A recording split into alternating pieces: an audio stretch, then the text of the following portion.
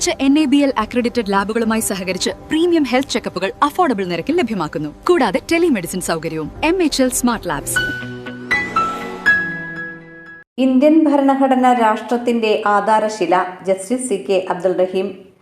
Indian ഭരണഘടന രാഷ്ട്രത്തിന്റെ ആധാരശിലയാണെന്നും ജനങ്ങൾ ജനങ്ങൾക്കായി നിർമ്മിച്ച ഭരണഘടനയെ സംരക്ഷിക്കേണ്ട ഉത്തരവാദിത്വം ജനങ്ങളിൽ നിക്ഷിപ്തമാണെന്നും ഹൈക്കോടതി മുൻ ജസ്റ്റിസ് CK അബ്ദുൾ റഹീം പറഞ്ഞു. അതോടൊപ്പം തന്നെ ഇന്ത്യൻ ഭരണഘടന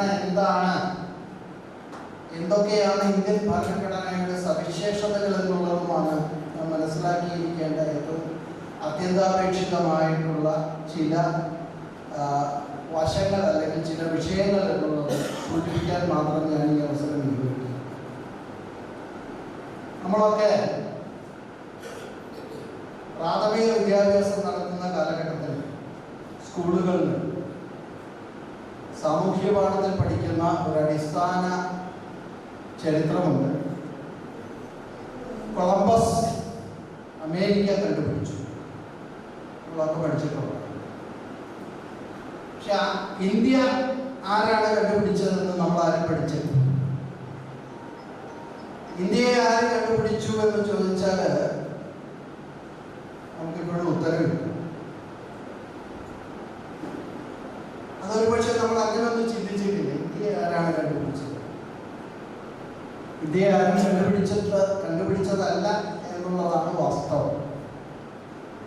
കാരണം ഇന്ത്യ എന്ന് പറയുമ്പോൾ രണ്ട് വസ്തുതകൾ അതിലടങ്ങിയിട്ടുണ്ട്.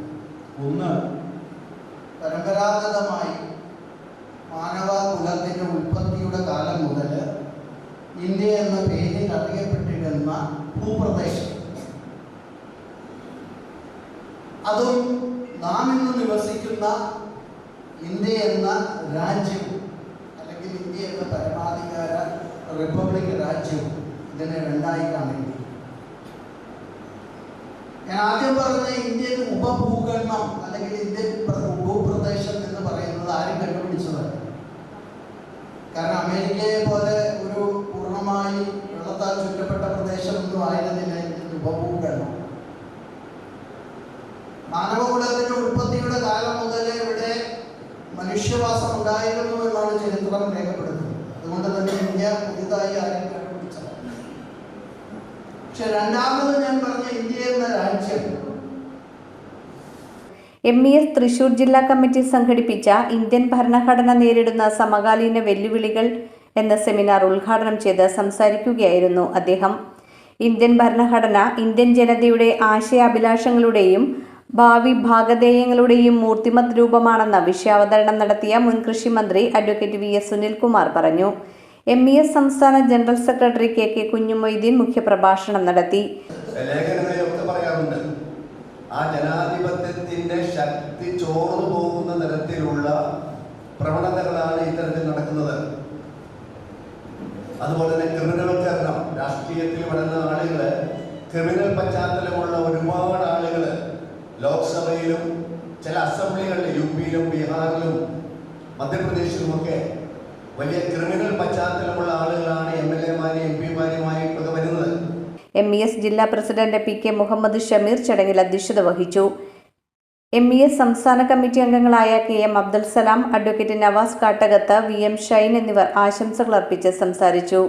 ജില്ലാ ഭാരവാഹികളായ PA Muhammad Haseem, KM Abdul Khader, EI Mujeeb, KH Muhammad Babu, school ഭാരവാഹികളായ KK Sulfi, advocate KK Sakkeer Hussain, taluk പ്രസിഡന്റുമാരായ AM Muhammad Iqbal, Basheer Thoppil, NB Jamal, KS Abdul Jabbar, Rasheed Athira, youth wing ഭാരവാഹികളായ ഷഹീം ഷാഹുൽ, നസീർ കാദിയാളം എന്നിവർ നേതൃത്വം നൽകി.